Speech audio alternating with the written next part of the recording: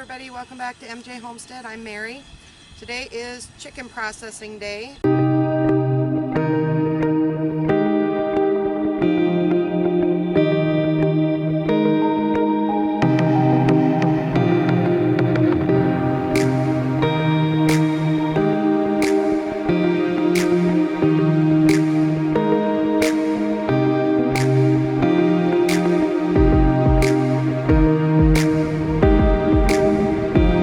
This will be the third one of the 70 some birds that we had.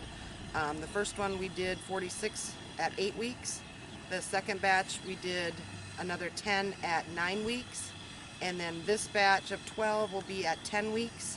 And we're going to go ahead and show you at the end of the video how those weeks have differed as far as like their weights and stuff like that. So we'll show you that at the end of the video. But obviously we are not going to show you how we actually butcher the chickens because it's a family-friendly show. Do your research on how you want to do it.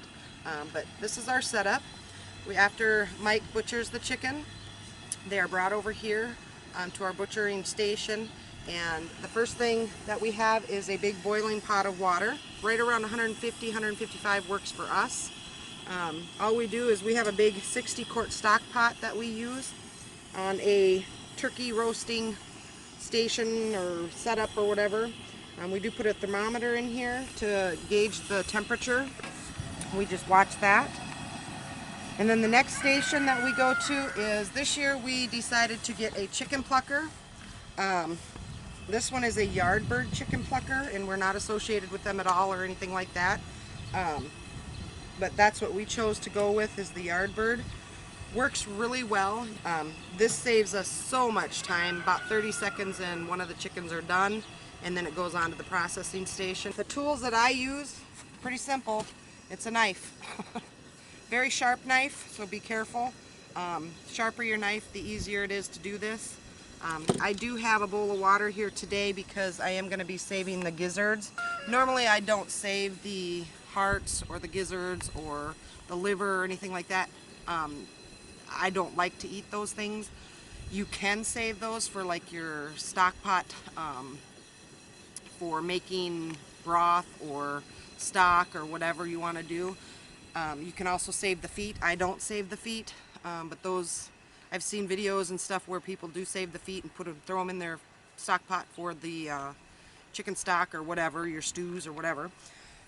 Next thing is garbage can with a plastic garbage bag in it, obviously, for the innards and stuff like that. Now you can also compost the innards and stuff like that. We don't, because we do have predators here, and our compost pile is right near our pigs and our other livestock and stuff like that, so we don't do that because we don't want to bring predators in. So we just dispose of the innards. And then the next station is our coolers. We do fill our coolers with cold water and ice. Now after they're processed and everything and we throw them in the cooler, we do let them sit there for 24 hours before we bag them. That just lets the rigor mortis set in, and any kind of blood or anything like that will be drained out, and they just taste a lot better, that we've found. You can do it how you want. You can throw them in a bag and freeze them right away. It's totally your preference. So that's about it right now for our setup. Once we start to get to processing and everything, we'll bring you back and show you how we do that. Alright, so Mike has gone ahead and dispatched the first one. Like I said, obviously we're not going to show you that, so just do your research. The next thing that happens is it comes over, our water is right around 158, somewhere around in there. So next thing you do is just take your chicken and you just dunk it in the water, making sure you get all the feathers and everything. Probably about 30 to 45 seconds in the water.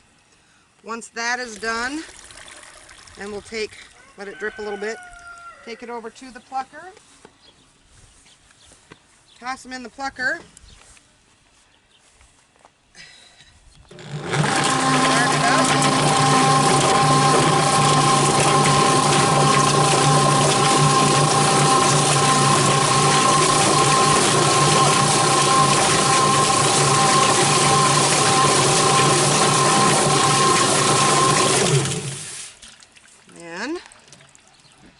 can see, it doesn't get all the feathers off, but it gets quite a bit of them off. So then it comes over to the processing station where you sit and pluck the other feathers off. Now I don't worry too much about getting feathers off of the rear end area because we do just cut that out. And then the first thing I do after I've made sure that all of the feathers are out, I go ahead and take my knife. Now some people wear gloves.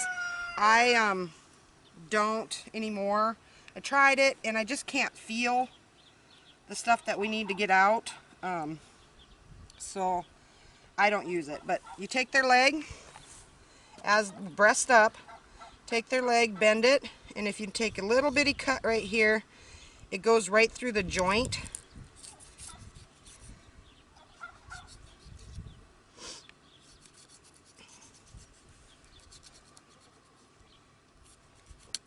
And the feet are removed. You got to find that joint. Do that. And feet are removed. Next up is I take in the neck area, I do kind of loosen up the skin and stuff around I guess it's the, I don't know, the inside of the skin. It's not actually the skin, it's just like the membranes and stuff. Just kind of loosen those up a little bit. It's going to have the trachea. Just kind of loosen that up. Then we go to actually flip it back over. You're going to cut the rear end out of it. Mike's getting another one ready for me here because this doesn't take too long. Kind of go up the side of the rear end. Then you're going to take your knife right in the middle between the rear end and the breastbone here. You're going to take your knife, hold the skin back, make a cut. You're going to take your fingers and kind of open it up just enough to get your hands in there. Now if you're really squeamish and stuff like that, you can fast forward this part, but if you're not, this is where we are disemboweling the chicken and getting all the guts and everything out of it. You stick your hand in there and just kind of loosen everything up a little bit. It's kind of more of a feel type thing, but you just kind of loosen everything up. Grab a hold and pull, and that disembowels the chicken. Finish disemboweling the chicken. Stick your hand back in there and you'll feel the liver. There's the liver. Normally we do pull the feed at night before we butcher, but this time we did not. I figured I'd give them their last meal type thing. So right around this edges here, you'll just saw me pull out a bunch of fat. You can leave that fat in there. I like my chicken a little bit leaner, so I don't leave that in there, but you can certainly leave it in there if you want. And then we just go around and cut the rear end back out of it. Oops, I just poked myself. Be careful with sharp knives. Get rid of that. Now, what's left in here is the heart, which there's the heart. Like I said, I don't keep the heart. You can certainly keep it if you want to. Then the lungs, go in and feel for the lungs. There's part of the lung. And then the trachea. For some reason these chickens, we've been having trouble getting the tracheas out. So what I do is I go into the neck, cut the skin there,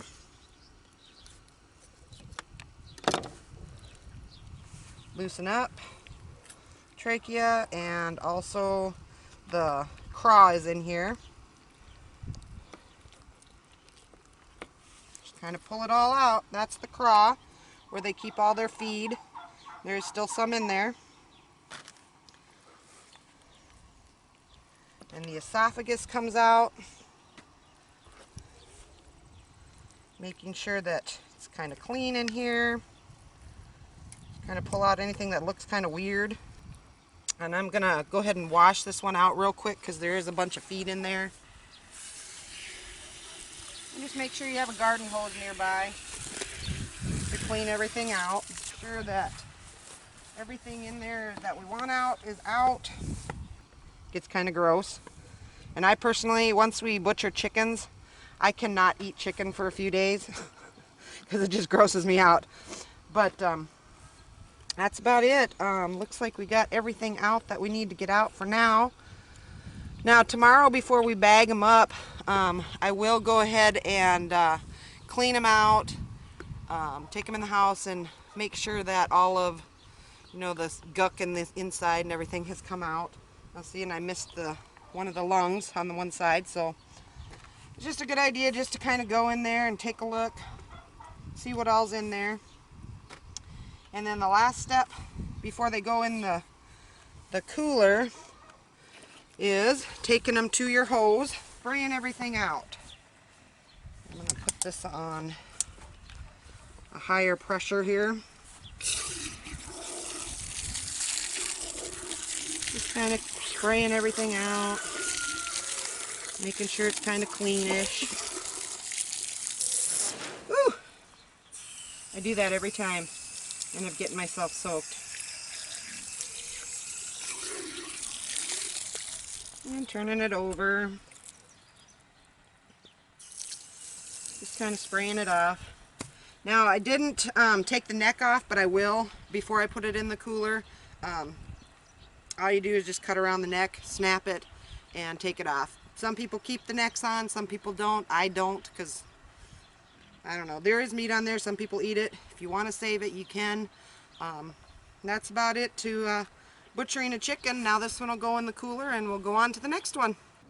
Alright, so it's the next day, and the last step in the process is to finish cleaning them up, and then we'll bag them and weigh them, and they'll go in the freezer. So I've got 2 of them in here right now.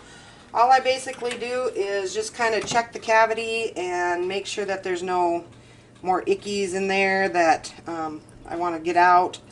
I do like to take some of the fat off because, like I said earlier, I like a leaner chicken, so I do take some of the fat off. I do leave some too for flavor, but then you just flip it over and check the insides, make sure there's nothing in there that you may have missed from yesterday. Give them a nice rinse to get because they've been sitting in the cooler for 24 hours in ice water. So we just kind of rinse them off in the sink here. Rinse out the cavity real good. And then they go in our drain board to sit for just a few minutes to kind of drain and everything for this purpose, so you don't have to wait for that. I'm just going to take a paper towel, kind of pat it down a little bit, get the excess water off the outside, and then I flip them upside down like this. Whoops, nope. I flip them this way with the head, well, breast up, and then we get our shrink bags ready, and then all we do is flip it over the bird, and then I pass it off to Mike, and then he does the shrinking of the bag and everything. Once that's done, then they'll get weighed and go in the freezer. So I'll pass this over to Mike and he'll explain what he's doing next. Alright, we're ready to bag the chickens up here. We do use Texas poultry shrink bags. We'll leave a link in the description. As usual too, we don't have any affiliation to them. We don't get enough views for anybody to pay us to do anything, so it works out good. We're just telling you who we use or where we get our bags at. This little straw goes down into the chicken's body cavity, and as the bag shrinks, it'll force the air out of this straw, in theory. I always carry something to grab onto the zip tie with too. So we give you some extra grip, since it will be wet probably since you are dunking it in water.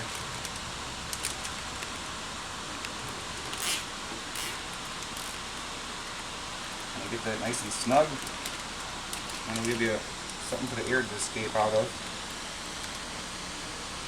I have to give it time to shrink too as I'm dunking it.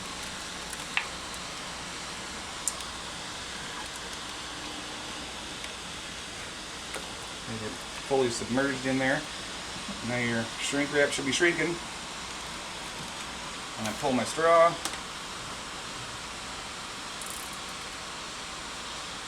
Tighten that down, and that's about it. Dry this off a little bit so our label will stick.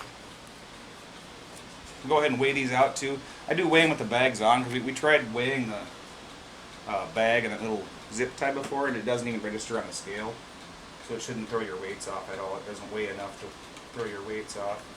6 pounds, 13 ounces. And we're using some labels we ordered. These are for rabbits, but we don't have any more rabbits. We're going to go ahead and use these labels up. We are logging all the weights too. We're going to give you an average at the end of the video here. We ended up with butchering at 8 weeks, 9 weeks, and 10 weeks. See what's most advantageous to you, or what you guys think will be the best. We ended up with what? 6, 13.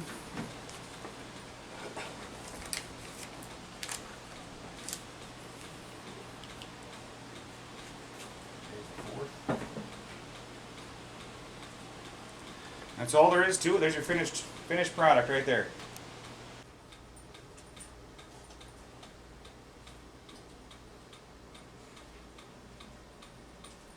Alright, so we ended up with, for our weights, like I said, we did butcher one group of chickens, our largest group of chickens, at 8 weeks, which was when people normally butcher. I know you can butcher at 6, but you got to grain the heck out of them. We had a bad deal with that last year. We lost a bunch of our chickens just from overeating and things like that.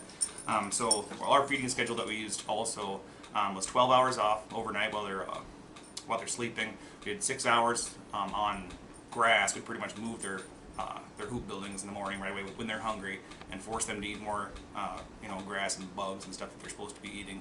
And we grain them for 6 hours in the afternoon. We did that with every chicken we had this year. So that's kind of our control group or whatever as far as that goes. But all of our chickens we butchered at 8 weeks. You end up getting some anomalies in there. You get some really big ones, some really small ones or whatever. This is just a total average. In order to average these two, you do have to convert either to pounds or ounces, because you can't, if you have a 4-pound, 8-ounce bird, there's no way to really mathematically do that. So we just converted it all to ounces, added them up, and divided it by the number of birds that we had. For our 8-week group, we ended up with an average of 4.1 pounds, which is kind of a small bird, really. But for us, it actually works out okay. We only have 3 people in our family, so we don't need a huge chicken. At 9 weeks, we did a set of them at 9 weeks, and they ended up at 5.9 ounces, so about 1.5 pounds bigger at 9 weeks. A 1.5 pounds bigger at 9 weeks than at 8 weeks. And I think with any kind of animal that you grow, if you wanted to, you could probably chart out sort of a bell curve and find out when your optimum butcher weight would be, or your butcher point, because obviously these animals aren't going to grow forever. You can't keep these birds for 18 weeks and have a 20-pound chicken. It doesn't work that way. So eventually they're going to slow down, and that's kind of when you want to do the butchers. You're not pouring feed to them for no reason. At our 10-week level, the 12 we just did yesterday, at 10 weeks we ended up at 6 pounds 8 ounces, about another pound. Pick up another pound over that week. I think that's probably as much as you're going to want to go, in my opinion. When we were butchering them, we saw that their livers didn't look as great. Their lungs started to look a little bit pale, and their hearts and stuff. These are Cornish Crosses. They're not meant to be a pet bird. They're not meant to be around your farm for a really long time. They grow up really fast and they're done. That's it. So I think if you pushed it any farther past 10 weeks, very far, the chicken wouldn't grow that much, and you'd have more of them just dying just because their organs can't handle it anymore. They're not, like I said, they're a genetically engineered breed of chicken, and they're not meant to go on forever like that. So this, from what I see this year, I think that if you wanted a bigger chicken, maybe a 10-week, you keep them for 10 weeks. Like I said, for 8 weeks, we ended up with 4.1 pound average over the entire span. And the more chickens you put in that average, the better number you're going to get. 9 weeks, we ended up at 5.9 ounces, and at 10 weeks, 6.8 ounces. So, yeah, 6.5 pounds. And you do have some. I did pick out the largest and the smallest out of each group too. We did have one that was 6 pound 13, almost a 7-pound chicken out of the 10-week group. But we did have one that was 5.9 ounces, and we did have chickens that were over 5.9 at 9 weeks. So I mean, they're just the size of the bird genetically is going to affect that kind of stuff too, even if they had the exact same feeding schedule and that kind of thing. Anyway, I hope I did a good job boring you guys to death with that.